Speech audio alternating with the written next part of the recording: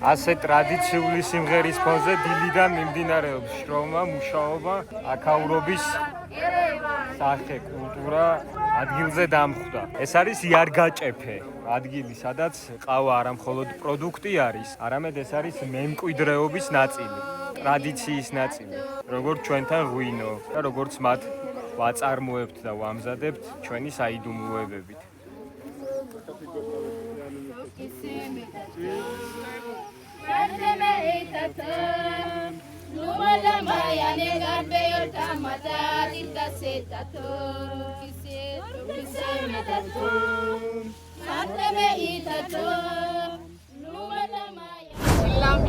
Mis Adama Garjova, Sakartvelo, Mikriva Harti.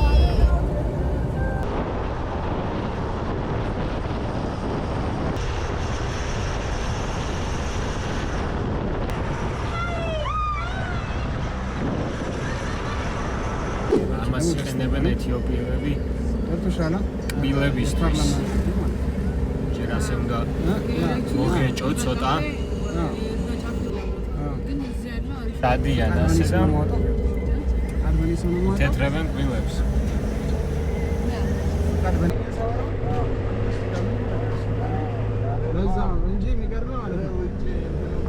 ჩამოვედი იარგაჭაფეში. აღამთიანი რეგიონი და აქ ვნახავთ რა პროცესს გადის ყავა პირველივე ეტაპიდან, პირველიდან ბოლომდე.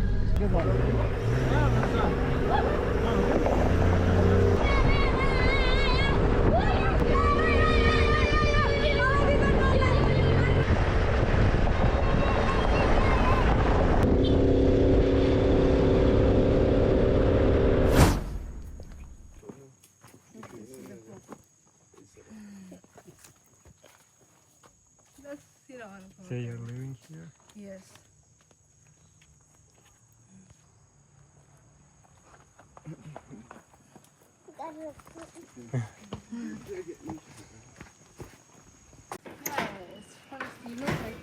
You remember? Nature coffee. აი, ხელით ვეხები პირველად ნამდვილ ნატურალურ ყავას.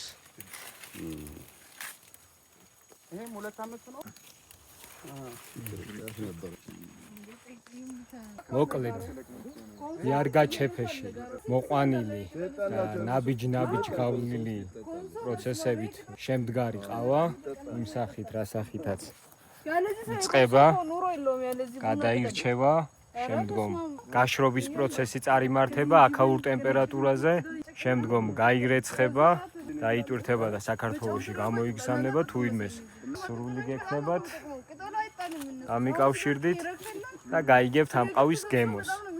ვიმყოფებით ერთ-ერთი მაცხოვრებლის ფერმერის სახლში, რომელსაც ეს პროფესია არ შეუძენია, არამედ მემკვიდრეობით გადაეცა.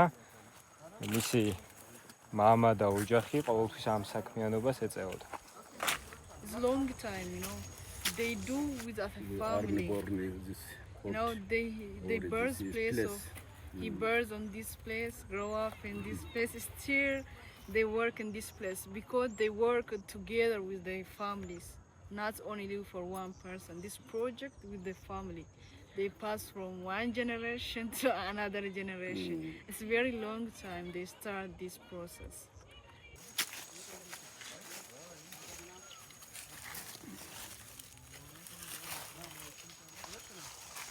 ასევე უნდა აღინიშნოს, რომ აქაური ფერმები არ გამოირჩევა დიდი კოოპერატივებით და დიდი კომპანიებით, შესაბამისად ძალიან დიდი ჰექტრობით არ არიან წარმოდგენილები. აქ ამ რეგიონში, ამ სიმაღლეზე ეს არის მხოლოდ ტრადიციის, კულტურის ნაწილი და მხოლოდ 1-დან 5 ჰექტრამდე აქვთ აქაურ ოჯახებს.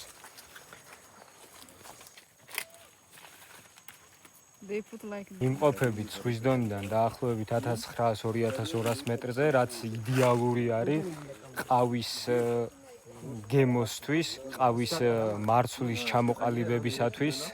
ტემპერატურა აქ მზიანი დღეებია ძირითადად, მაგრამ სტაბილური წვიმები არის, რაც აუცილებელი არის ყავისათვის. You know, the temperature also affected the coffee.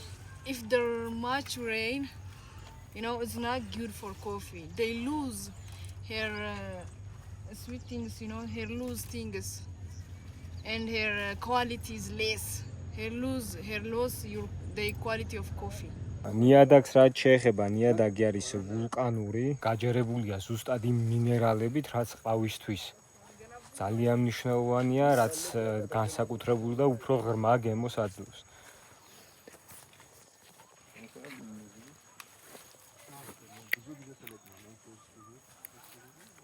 They do like this.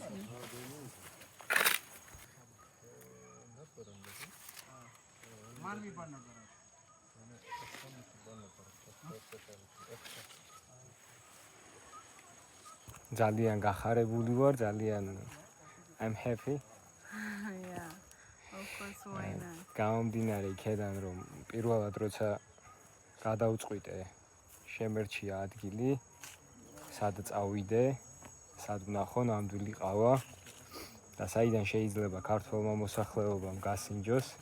პირველი, რა თქმა უნდა, თავში მოდის ყავის სამშობლო, ეთიოპია, ყავის დაბადების ადგილი.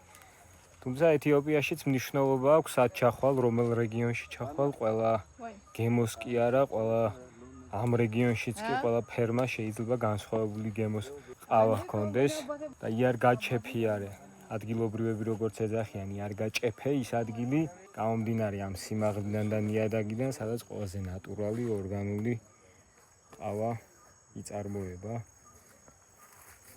და ეს გასაკვირიც არ არის, შეხედეთ ამ მთებს. ირგვლივ ყველაფერი მწვანე არის.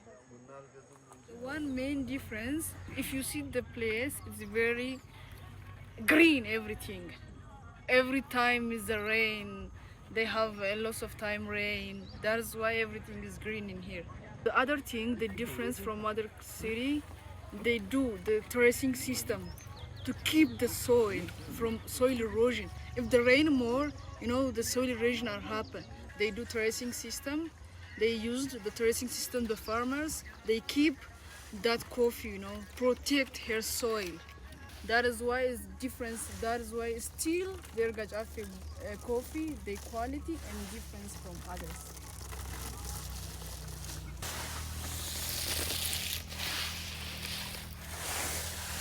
გამომდინარე იქედან, რომ ყველა მეუნებოდა აფრიკა საშიშია, ასეთია, ისეთია და ყველა მიზეზს იშვებიებდნენ და ყველა ფაქტს და ძლიერ არგუმენტებს. მიუხედავად იმისა, რომ გადავწყვიტე წამოსვლა და გადავწყვიტე თან ყველაზე რთულ გზაზე წამოსვლა, შედარებით მაღალ მთიანზე, რთულად გასავლელზე, წვიმიანზე, თუმცა ეს იყო იმიტომ განპირობებული, რომ მომხვდარიყავი ყველაზე ხარისხიან ადგილას. და ყველაფერს გავაკეთებ იმისათვის, რომ აქ არაერთხელ ჩამოვიდე, კიდევ გაჩვენოთ სხვა დროსაც ეს პროცესი და ეს ყავა, ეს ნატურალური, ორგანული მცენარე ყველა ყავის და არა მარტო ყავის მოყვარულმა გააგემოვნოს და გასინჯოს და გაიგოს რა არის ნამდვილი გემო. აქ ასევე აქვთ ბანანის პლანტაციები.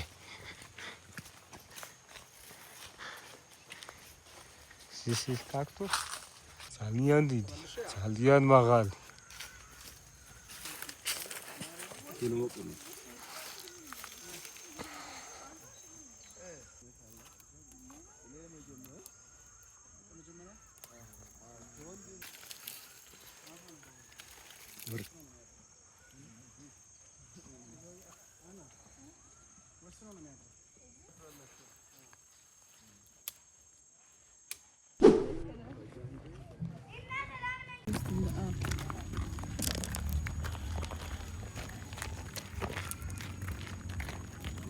უნიკალური სოფელია მართლაც.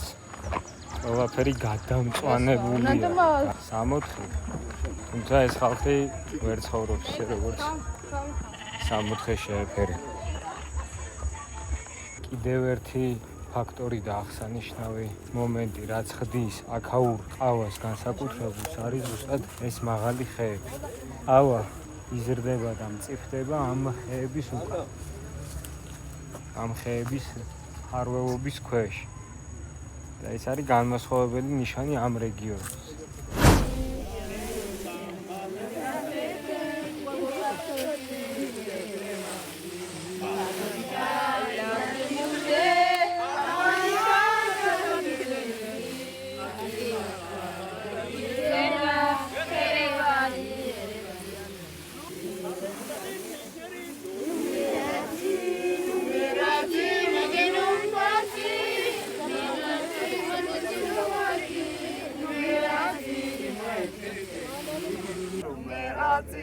ძალიან მაგარი პროცესია, როგორც ქართველი კაცი ვენახში მღერის, ისეთი პროცესია, სასიამოვნო.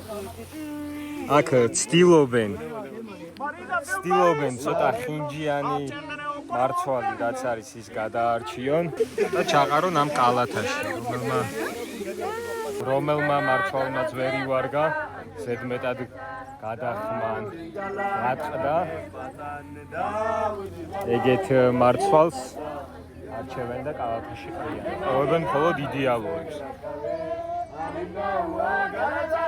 აი ათაურობის თავარი ხიბლი რაც არის და თავარი გემო რაც არის ზუსტად ეგ, რომ არანაირი მანქანა არ ერევა პროცესი მიმდინარეობს მხოლოდ ხელით, ადამიანის ხელით.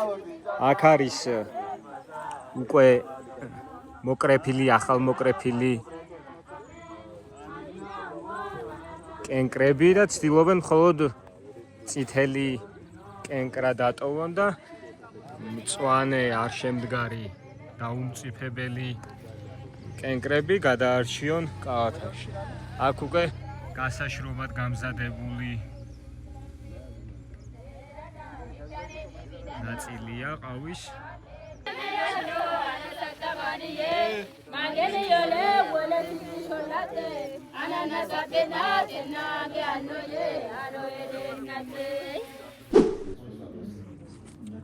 ეს არის უკვე სარეალიზაციოდ გამზადებული ტომბრები.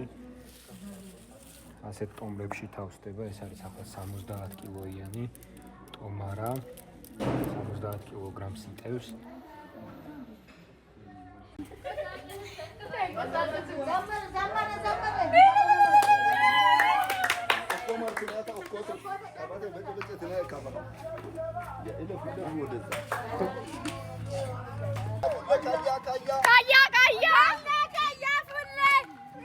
ყავის მუშაობის პროცესის შემადგენელი ნაწილი.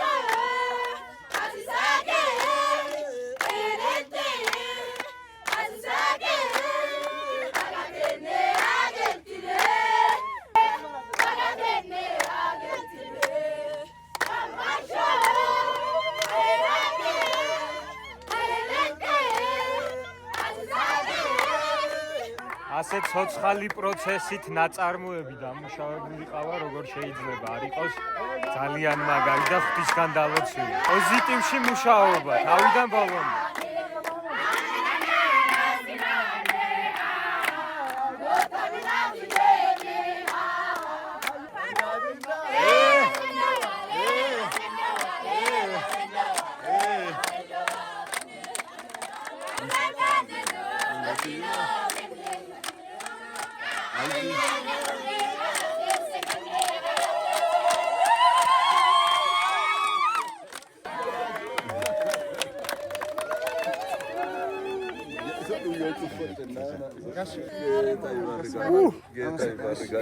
ასე ცოცხალი პროცესით, პოზიტივით, სიცოცხლით სავსე ძალებით და ასეთ დალოცულ მიწაზე ამ ბუნებაში როგორ შეიძლება რომ ყავას არ ქონდეს გემრიელი და ნატურალური გემი. არ გაჭეფეს ყავა შეხვდებით საქართველოში.